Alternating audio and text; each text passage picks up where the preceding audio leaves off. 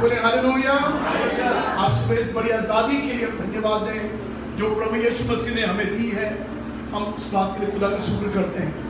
कुछ बधाइयाँ हैं जो हम आपको देना चाहते हैं, कृपया करके हम सब ध्यान से इनको देखें। एक वीडियो है हमारे सामने और साथ में ये पिछले बार का है। लाइट ऑफ तो दिखाई दे रहा है। ओके, हम लोग शुरू कर रहे हैं अपने आज की कुछ बधाइयाँ हैं, कुछ विशेष हैं, एक गीत भी है आज के दिन के लिए। हमने विशेष ऑर्गेनाइज किया था लेकिन लाइट अक्सर गड़बड़ कर देती है। हम शुरू कर रहे हैं इस वक्त में।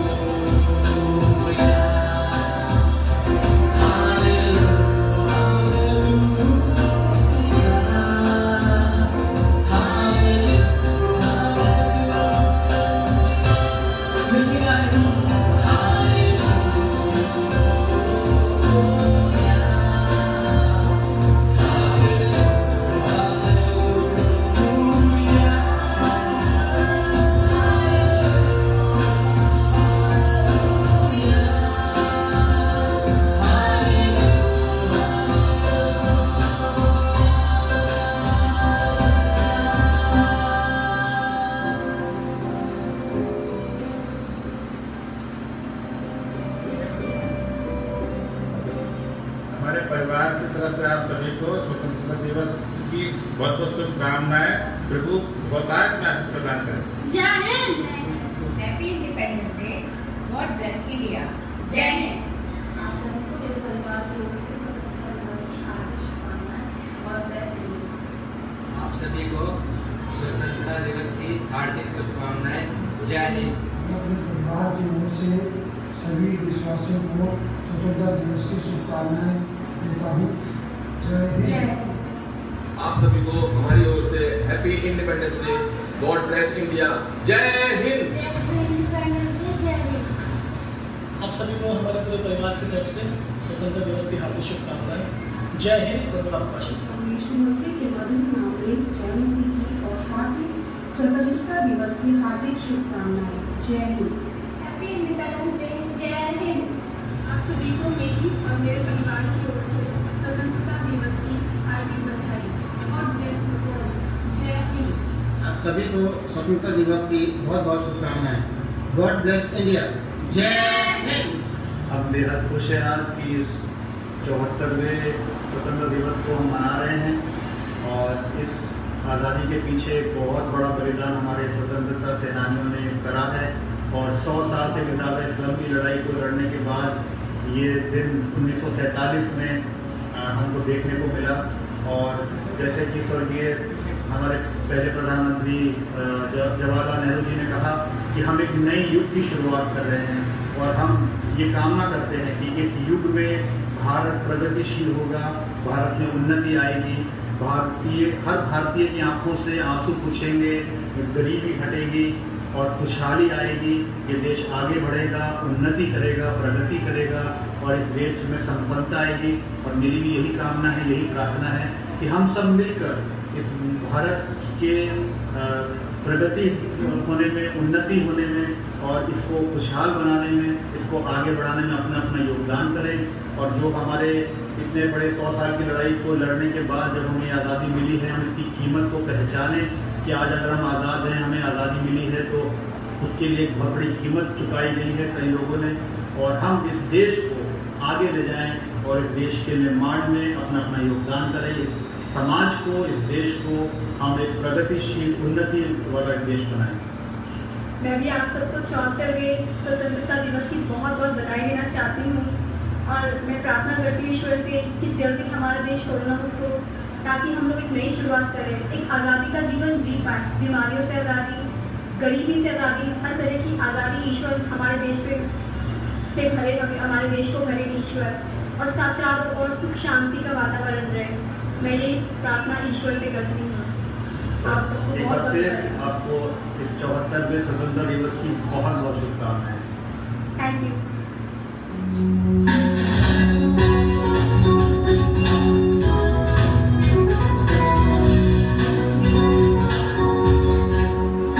मेरे देश में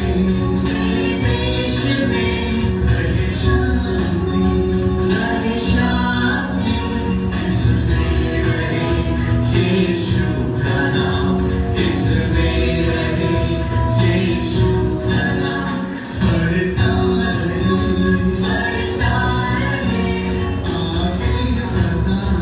आगे सदा, आओ सभी मांगे दुआ, आओ सभी मांगे दुआ। Oh God, bless India. Oh God, bless India. Oh God, bless India. Oh God, bless India.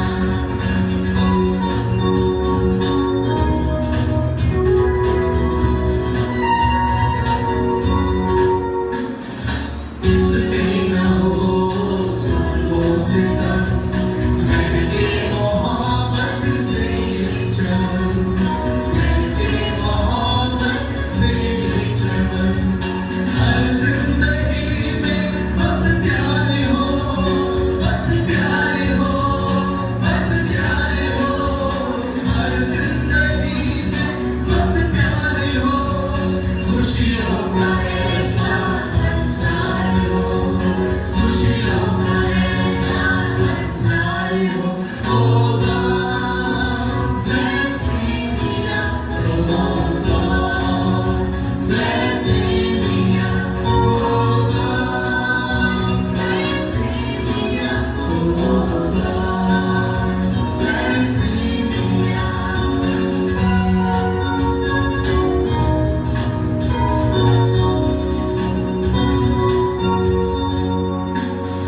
डरना है दुश्मन के वार से, जीतेंगे सबको हम प्यार से, जीतेंगे सबको हम प्यार से।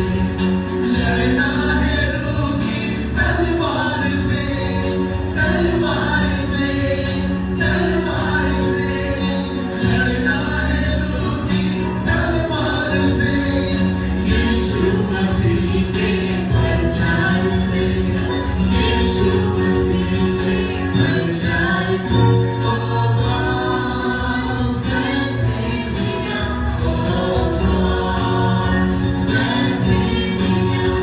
Oh God, bless India. Oh God, bless India.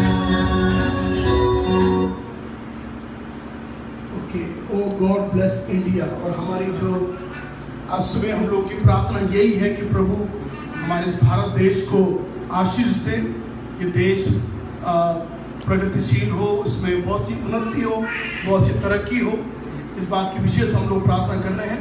अभी हम लोग प्रभु के वचन में जा रहे हैं। हम लोग ऑफरिंग और जो अनाउंसमेंट हम बाद में लेंगे, क्योंकि जो हमारे लोग सुन रहे हैं वो वचन को सुनना चाहते हैं, और इसलिए हम उनके साथ में आज ये इस दिन को मनाते हैं।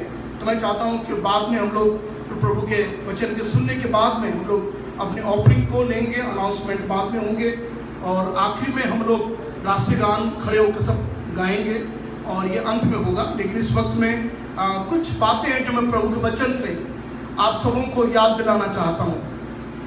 मैं जब भी आज़ादी के बारे में बोलता हूँ तो भारत की जो आज़ादी है वो आपकी और मेरी आज़ादी भी हमको याद दिलाती है। हम भी आज़ाद हुए हैं, भारत को भी आज़ादी मिली है, अंग्रेजों से मिली है, लेकिन जो आज़ादी हमें मिली है वो तमाम अंधकार की शक्तियों से मिली है, शैतान की बड़ी ताकतों से हमें आज़ादी मिली है।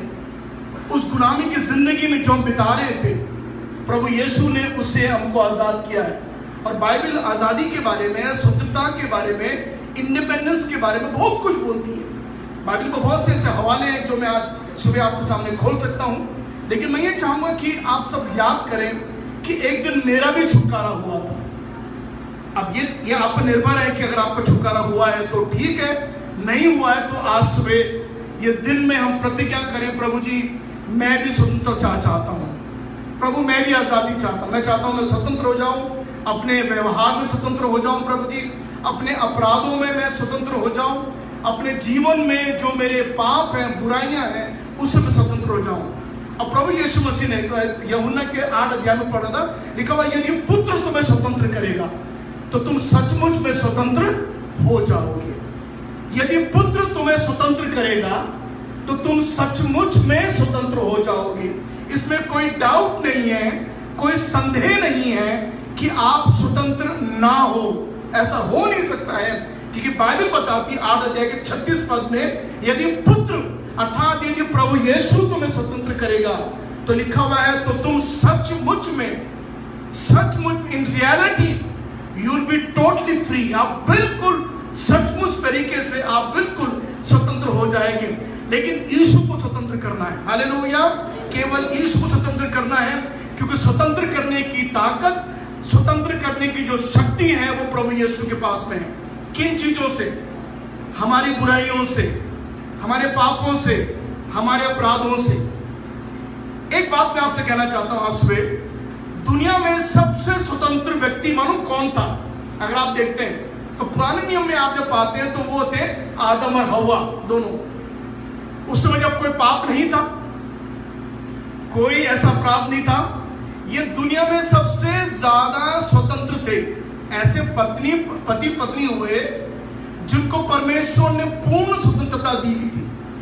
वो अदन के बगीचे में रहते थे, सब चीजों के ऊपर उनकी हुकूमत थी, वे दोनों काफी एंजॉय करते थे, हर चीज परमेश्वर ने उनकी अधीनता में किया हुआ था।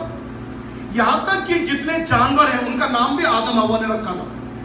बताइए, हर जानवर के ऊपर प्रभु था, हर पेड़ों के ऊपर, हर फलों के ऊपर, हर पक्षियों के ऊपर, हर जीव जंतुओं के ऊपर आदम हव्वा का अधिकार था। परमेश्वर ने उन दोनों को अधिकार दिए हुए थे। बताइए, इससे बढ़ के आजादी और क्या हो सकती है? आप जरा सोचिए।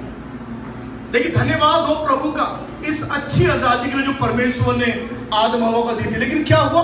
उन्होंने अपनी आजादी का गलत फायदा उठाया। उन्होंने कहा बस अब तो सब कुछ हमारे पास है, खुदा बाप ने सब कुछ हमको दे दिया है, ठीक है, और वो उठाया उन्होंने। एक ये कारण था, उन्होंने अपनी आजादी को मिसयूज करा। आप ध्यान दे रहे मेरी तरफ, प्लीज अटेंशन पे करें। उन्होंने अपनी आजादी को मिसयूज करा और बाद में ये वो थे जिनके द्वारा पाप जगत में आ गया। वो पापी हुए, उसके बाद हम पापी हो गए, हमारे अंदर भी पाप आ गया, हमारे अंदर वो बुराइयां आ गई हैं और आज हम लोग भी परमेश्वर से दूर हो गए। और देखो, तब परमेश्वर ने आदम हव्वा की आजादी के लिए, बाइबल लिखा हुआ है वहां पर एक जानवर की खाल निकालकर, मतलब खून बहा, अदन के बगीचे में जब खून बहा, खून बहाने के बाद जानवर की खाल निकालकर आदम और हव्वा के नंगेपन को ढांप दिया। तो आप देख रहे हैं कि अदन के बगीचे में एक सैक्रिफाइस हुआ था। एक बात आप ध्यान से सुने और इस बात को आप जान लें अपने मन में और दिमाग में, बिना बलिदान के आजादी नहीं होती है। कहीं भी आप देखो, हमारे देश में जो आजादी हमें मिली है, तो हम तमाम उन देशभक्तों का, उन नेताओं के जो सच्चे नेता थे, जो सच्चे देशभक्त थे, हम उनका सम्मान करते हैं, हम उनको नमन करते हैं। तमाम जो आजादी के लिए वो लड़े हैं, ये खेल नहीं था। विदेशों के नीचे जिंदगी बिताना भारतीयों के लिए बहुत मुश्किल हो रहा था, उनकी आजादी छिन रही थी। और आप लगा लीजिए कि इन लोगों ने अपने जीवन की परवाह नहीं करी, इन नेताओं ने। और मैं फिर कह रहा हूं, इन नेताओं को हम सम्मान करते हैं जो सच्चे नेता थे, जो भारत के हित में जिन्होंने लड़ाइयों को लड़ा है। आप जानते हैं, ये भूखे रहे कई दिन तक, इनको जेल में डाल दिया गया, और कितनी कितनी बातें हैं, सताए गए ये लोग, इनको टॉर्चर किया गया लोगों को। इतना इजी नहीं है, काल कोठरी में डाल दिया गया, अंदर कोठरी में। ऐसे समय से हमारे देश के ये तमाम जो फाइन जो लोग थे जिन्होंने सचमुच में इस देश के हित में ही काम किया है, और आखिर में क्या हुआ, उनमें से कई लोग मर भी गए, देश के उन्होंने अपने प्राण दे दिए, उनकी जान ले ली गई, फांसी दे दी गई। ये सब चीजें आप सब जानते हैं, मुझे बताने की जरूरत नहीं है। तो मैं ये कहना चाहता हूं आज सुबह कि बिना बलिदान के कोई भी स्वतंत्रता नहीं होती है। उसी प्रकार अगर हम लोग देश की आजादी के बारे में बात कर रहे हैं और इन नेताओं को सम्मान कर रहे हैं इनके त्याग और बलिदान के लिए, तो एक और भी नेता दुनिया में आया आज से 2000 वर्ष पहले, और उसका नाम प्रभु यीशु मसीह है। हालेलुया। और लिखा हुआ बाइबल में उसने आपकी और मेरी भी आजादी के लिए उसने भी अपना लहू बहाया। ये सही इजी नहीं है लहू बहाना। कोई अपना लहू किसी के लिए क्यों बहाए? मैं आपके लिए क्यों अपना खून दूं? अगर आप मुझसे खून मांगते, मालूम नहीं मेरा खून, मेरा लहू ओ पॉजिटिव है नेगेटिव मुझे आज तक मालूम नहीं है। जो भी है नेगेटिव होगा पॉजिटिव जो भी होगा, लेकिन अगर आपके पास नेगेटिव भी है पॉजिटिव भी है, अगर आप मुझसे मांगेंगे तो मैं थोड़ा सा बोलूंगा नहीं, मुझे कमजोरी आएगी, मैं दे नहीं पाऊंगा खून अपना, है ना, ये तो बोलूंगा। और हम लोग अपना खून भी दे नहीं पाते किसी के लिए, तो प्राण देना तो बहुत दूर की बात है। लेकिन प्रभु यीशु मसीह ने केवल अपना खून डोनेट नहीं किया, हालेलुया, यीशु ने केवल खून डोनेट नहीं किया लेकिन खून को बहा दिया, बहने दिया उस क्रूस के पर। उस जवान लड़का जो 30 साल का युवा, पूरा जवान 30 साल का लड़का, बताइए कितना जवान होता है, पूरा युवा होता है, उसकी शादी की उम्र होती है, उसमें उसका फैमिली हो जाती है तैयार। एक ऐसा प्रभु जो संसार में मनुष्य बन के आया, पूरा युवा, फुल यूथ, पूरी जवानी जो उसके अंदर थी, उसने पूरी जवानी का जो खून था आपके मेरे लिए बहा दिया ताकि आपकी मेरी स्वतंत्रता हो सके। हालेलुया। इसलिए गलतियों की पत्री में 5 अध्याय के 1 पद में पौलुस कहता है, मसीह ने भी तुमको स्वतंत्रता के लिए स्वतंत्र किया है। किसने किया? पतरस ने नहीं किया, पौलुस ने नहीं किया, मत्ती ने नहीं किया, मरियम ने नहीं किया, मार्था ने नहीं किया, किसी ने नहीं करा। मेरे यीशु ने आपको मुझे स्वतंत्रता देने के लिए उसने हमें स्वतंत्र किया है। क्षमा करें बोलते भारत आजाद है, बड़ा अच्छा लगता है देखकर, पर आप देखते हैं कहीं ना कहीं को आजादी कहीं अटक रही है, कहीं ना कहीं आप देख रहे हैं कहीं ना कहीं। मुझे बोलने में कुछ नहीं है, हम सब जानते हैं, हम सब भारतीय लोग जानते हैं स्थिति क्या है विदेश की। हम लोग कई किन्हीं चीजों में अभी भी हम बंधे हुए हैं, नशे में हम अभी भी बंधे हुए हैं।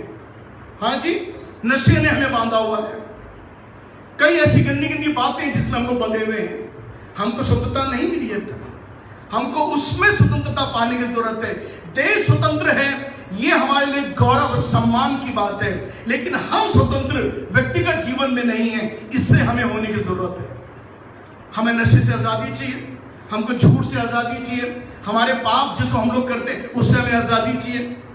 और परमेश्वर ऐसी आजादी से प्रसन्न होता है जब सचमुच अपने जीवन को प्रभु को दे देते हैं। सो मैं बता रहा तमाम उन लोगों के बारे में जिन्होंने अपना सब कुछ दे दिया, और धन्यवाद जिस प्रकार प्रभु यीशु ने भी अपने आप को हमारे लिए दिया ताकि हम शैतान के बंधनों से आजाद होकर एक स्वतंत्र आजादी की जिंदगी बिता सकें। अगर आप मुझसे पूछेंगे कि पास्टर स्वतंत्रता क्या होती है, तो मैं बताऊं आपको मैं क्या समझता हूं। मेरी छोटी सी बुद्धि है, बहुत बड़ी बुद्धि नहीं है, छोटी सी बुद्धि में मैं बताना चाहता हूं। मैं ये समझता हूं आजादी ये होता है कि यदि आपको किसी ने आपके हाथ पैर बांध दिए हैं और आपको भूखा रखा हुआ है और आपको एक अंधेरी कोठरी में डाला हुआ है और आपको कैद किया हुआ है, आपके मुंह में भी कपड़ा बांधा हुआ है और आप कई दिन से उस कमरे में पड़े हुए, मैं इसको बंधन बोलता हूं। और तब आजादी क्या है? आजादी यह है तब अचानक से कोई आता है और उस कोठरी में घुसकर मेरे बंधनों को खोलता है, मेरे मुंह का कपड़ा खोलता है और धीरे से चुपके से मुझे वहां से उस घर से निकाल के पीछे खिड़की निकाल कर और मुझे छुटकारा करके मुझे ले जाता है वहां से। मैं इसको आजादी बोलता हूं, ये स्वतंत्रता है।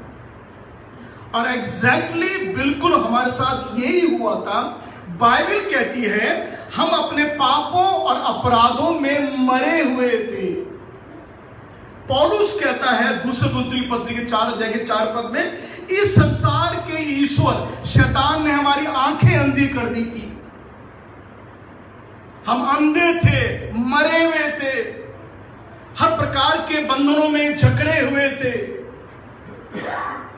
यह हमारे साथ था। लेकिन प्रभु ने जो काम हमारे लिए किया है, देखो आज हम कहते हैं सचमुच में मेरे पाप से मुझे आजादी मिली है। हम कह सकते हैं आज हम कहते हैं हम स्वतंत्र हैं। आज हमारा देश ही स्वतंत्र नहीं हुआ, मैं भी स्वतंत्र हो गया हूं।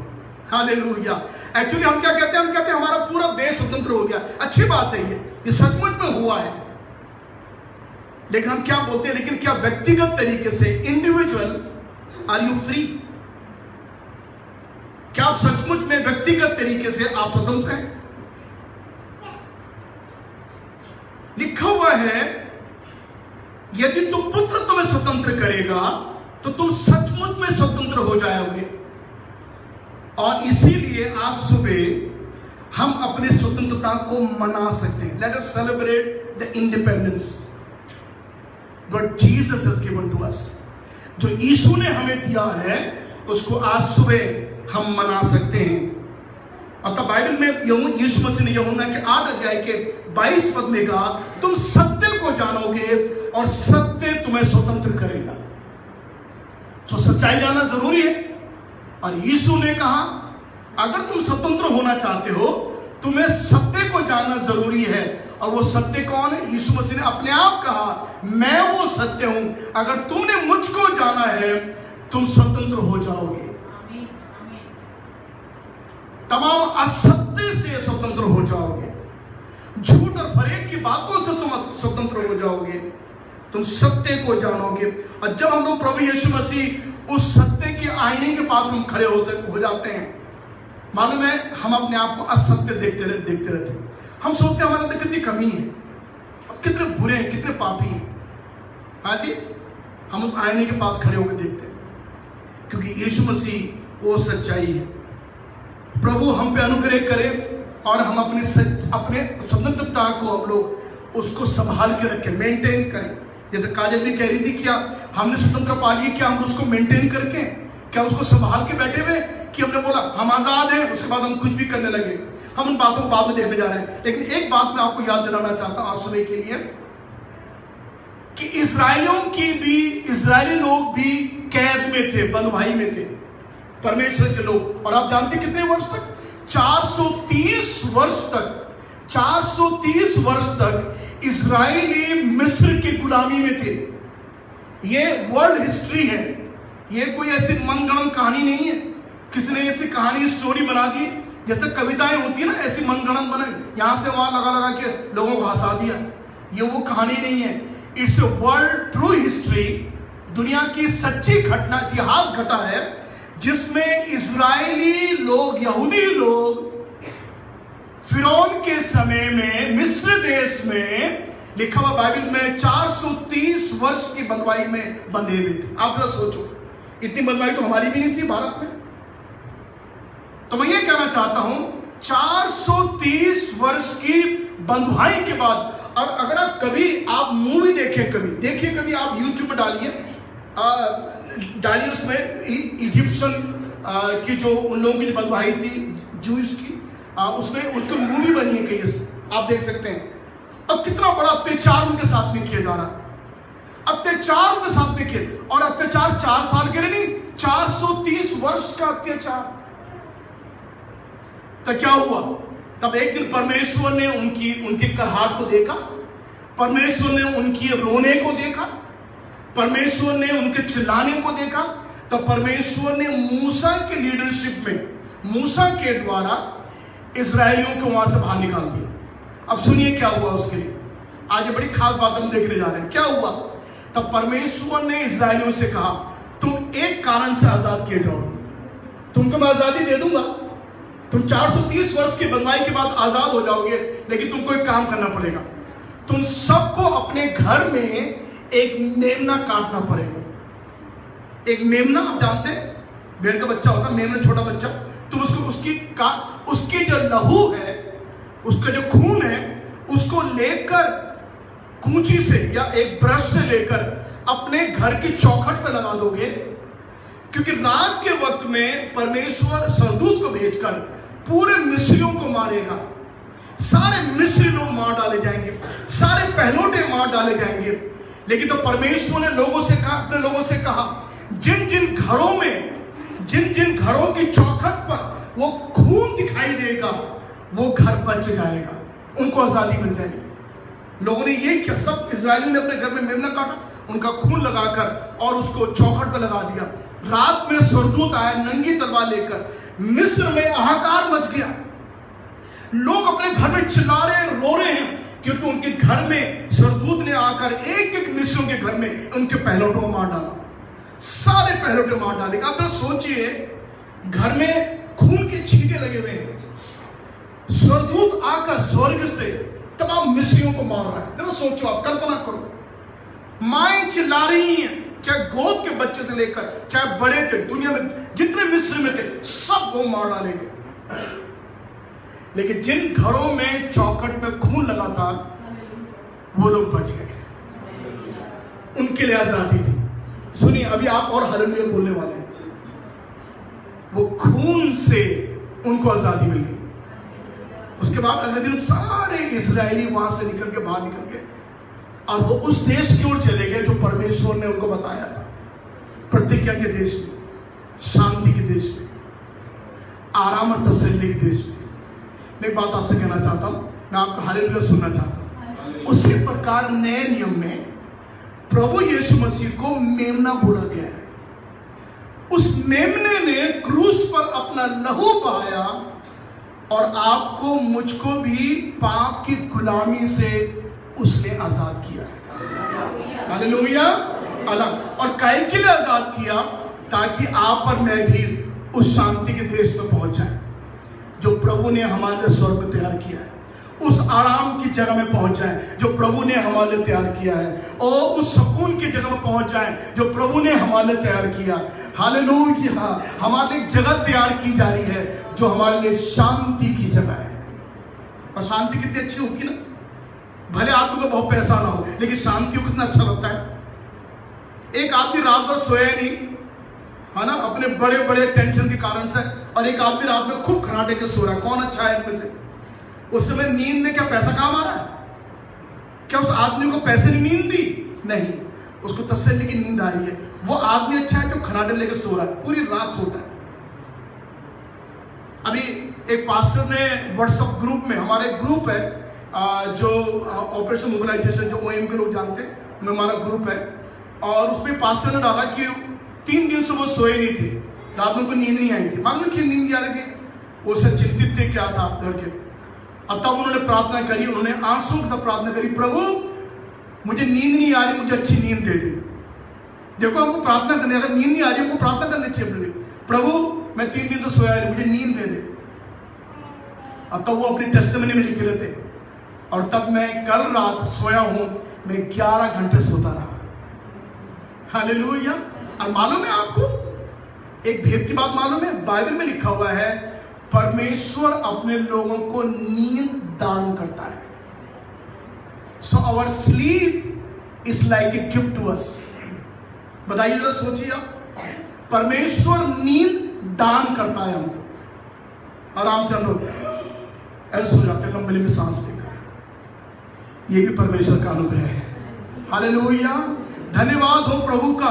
और बाइबल में लिखा हुआ है परमेश्वर के पुत्र प्रभु यीशु ने भी हमको लहू के द्वारा खुद मेमना बनकर, और कौन सा मेमना? निष्कलंक, निर्दोष, पवित्र मेमना। निष्कलंक, निर्दोष, पवित्र मेमना, जो आपके लिए और मेरे लिए क्रूस पर बलिदान हुआ। उसके बहे हुए लहू के द्वारा हमें भी आजादी मिली है। और आज हम अपना सर उठा के कह सकते हैं केवल भारत की आजादी नहीं है, ये मेरी अपनी व्यक्तिगत आजादी भी है। यीशु ने मुझको भी आजाद किया है। इस बात के लिए हम प्रभु को धन्यवाद देते हैं। मैं चाहता हूं आज सुबह हम प्रभु के लिए उसके नाम की स्तुति करें किस प्रकार से प्रभु ने हमें भी आजाद किया है। कोई जना गलतियों के 5 अध्याय और उसके 13 पद को पढ़े। गलतियों की पत्री उसका 5 अध्याय उसके 13 पद को मैं समाप्त कर रहा हूं उन पदों को पढ़ने के बाद। जी हाँ जी, तुम स्वतंत्र होने के लिए बुलाए गए हो, परंतु ऐसा ना हो बस बस भाई, ये स्वतंत्रता ऐसा ना हो, जो स्वतंत्रता प्रभु ने आपको दी है ये तुम्हारे शारीरिक काम के लिए होने पाए ना। बहुत ध्यान से सुनो, 2 पद में इस्तेमाल कर रहा हूं, मैं इसको बस समाप्त करूंगा। परमेश्वर उसके पहले पद को पढ़ लीजिए, पहले पद को पढ़े उसके। हाँ जी, हाँ 5 का पहला, जल्दी पढ़ो। हाँ,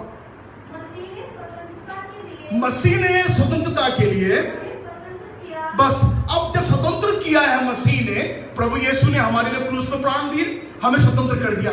अब बाइबल देखो उससे आगे क्या कह रही है, वो ये कह रही है कि तुम्हारी स्वतंत्रता बुराई करने के लिए ना हो। पढ़िए दोबारा, वो क्या लाइन लिखी हुई है 13 पद में। हाँ हाँ, अच्छा ठीक है, उसके बाद परंतु ऐसा ना हो। हाँ, क्या वर्ड सही लिखा, तुम्हारी स्वतंत्रता शारीरिक काम के लिए ना हो, क्योंकि तुम शरीर में स्वतंत्र नहीं हुए हैं, तुम आत्मा में स्वतंत्र हुए हैं। यीशु ने तुम्हारी आत्मा को शुद्ध करके नरक की आग से निकालकर स्वर्ग में डाल दिया है। तो अपनी आजादी को मेंटेन करो। आज हम ये बात करने जा रहे हैं, जो आजादी आपको मिली है इसी स्वतंत्रता में बने रहो। मुझे लग रहा है शायद हम भारत में ये हमारी एक कमी रही है कि हम अपनी स्वतंत्रता हमको मिलती गई लेकिन उसमें हम बने नहीं रहे हम लोग। This is very important. एक पद है और बहुत भयंकर पद है, पहला पत्रस की पत्री में। हाँ जी, उसका 2 अध्याय उसके 16 पद को भी पढ़े।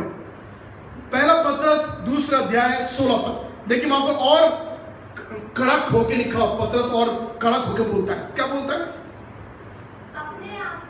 अपने आप को स्वतंत्र जानो, परंतु अपनी स्वतंत्रता को हाँ जी, अपनी स्वतंत्रता को बुराई करने के लिए आड़ मत बनाओ। देख रहे हैं आप? देखिए कितनी अच्छी बात लिखी हुई। पहले लिखा हुआ है तुम्हारी शारीरिक काम के लिए अपनी स्वतंत्रता को आप आड़ न बनाओ, और यहां पर लिखा हुआ बुराई करने के लिए। आजादी मिल गई, अच्छी बात है, क्योंकि क्या होता है, हम जब आजाद हो गए तो हम लोग गारंटेड ले लेते हैं कि बस अब ठीक है, सब कुछ बहुत बढ़िया, अब हम कुछ भी कर सकते हैं।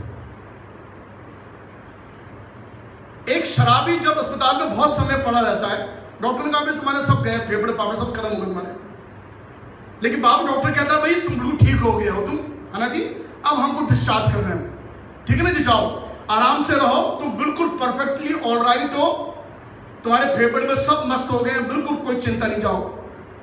लेकिन वो आदमी घर जाने के बाद में सोचता है रात में, फिर तलब लग रही है मुझको, क्या करूं, चलो एक बड़ा नहीं एक आधा पैक तो मार ही लेता हूं, कोई बात नहीं, ठीक हो गया। नहीं होता कई बार हमारे साथ ऐसा, एक बहुत बड़ी परीक्षा होती है और हम सोचते हैं कि अब आजाद तो हो गए हैं, चलो थोड़ा सा कुछ कर लेते हैं, अरे कुछ नहीं होता, थोड़ा थोड़ा करेंगे, ज्यादा नहीं करेंगे, पहले एक था लेकिन थोड़ा आधा ले लेता हूं, कोई बात, चल जाएगा, काम चल जाएगा। तो हम क्या कर रहे हैं, हम अपनी स्वतंत्रता को अपनी बुराई करने की आड़ बना रहे हैं। प्रभु हम पे अनुग्रह करें। अगर यीशु मसीह ने हमें स्वतंत्र किया है, आइए अपनी स्वतंत्रता में हम बने रहें, स्थिर बने रहें और उसको लेकर हम आगे बढ़े। मैं सोचता हूं भारत को भी ये करना चाहिए था, अपने उसको आजादी को लेकर आगे बढ़ते। गाना गाना अच्छा है, नारे मानना अच्छा है, लेकिन ये जीवन को सही दिशा में जाना जरूरी है हमारा, और ये सही दिशा की ओर जीवन तब जाएगा जब परमेश्वर हमको ले जाएगा। प्रभु का अनुग्रह हम पर हो, और काश जो आजादी प्रभु ने हमें दी है, इस आजादी में हम बने रह सके। सुनिए, हमारे लिए भी एक बलिदान हुआ है, और जिस प्रकार से प्रभु यीशु का लहू बहाया गया है, वो एक खौफनाक एक डरावनी वाली बात है, एक भयानक बात है, जिस प्रकार से प्रभु यीशु के जो प्राण लिए गए, वो बहुत बड़ा बलिदान था। ऐसा बलिदान किसी ने नहीं दिया। यीशु ने ऐसा बलिदान देकर हम सबको आजादी दी है।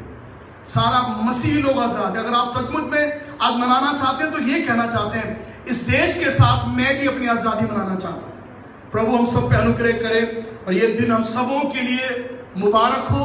ये दिन हम सबों के लिए बहुत सी बधाइयों का दिन हो। और ये दिन जो 15 अगस्त हम लोगों के लिए है, ये हम सबों के लिए आशीष में हो। हमारी प्रार्थना ये है सारे भारत के लोगों के लिए, जितने हमारे हर धर्म के लोग हैं, सबों के लिए बहुत बहुत सी बधाइयाँ। प्रभु यीशु मसीह आप सबों को बड़ी आशीष दे। आइए हम लोग प्रार्थना करें, अपने स्वर को झुकाएं। स्वर्गीय पिता परमेश्वर, हम धन्यवाद देते हैं तेरे वचनों के लिए। प्रभु हमें याद दिलाने के लिए कि हमको भी आजादी मिली है। तूने पाप से हमको आजाद किया है, बुराइयों से आजाद किया है, शैतान के अधिकारों से हमको आजाद किया है, उसके बंधनों से हमको छुटकारा दिया है। हम धन्यवाद देते हैं प्रभु जी। आज इस दिन में जो हमारे देश के लिए कितना बड़ा दिन है, ये 75वें वर्ष के लिए प्रभु हम आपको धन्यवाद देते हैं। पिता परमेश्वर, हम धन्यवाद देते हैं हमारे जीवन के लिए भी, जो तूने हमको इतनी अच्छी आजादी दी है प्रभु जी। आज प्रभु जी हम खुली सांस में, खुली हवा में अपनी सांस को ले सकते हैं प्रभु जी, और हम ये भी कह सकते हैं कि मैं आजाद हूं, हाँ आजाद हूं। धन्यवाद हो, सारी महिमा प्रभु आपको मिले। And Jesus once again thank you so much प्रभु, आपने हमारे लिए आजादी के लिए अपने प्राण को क्रूस में दिया। प्रभु यीशु मसीह के नाम में मांगते हैं, आमीन आमीन आमीन।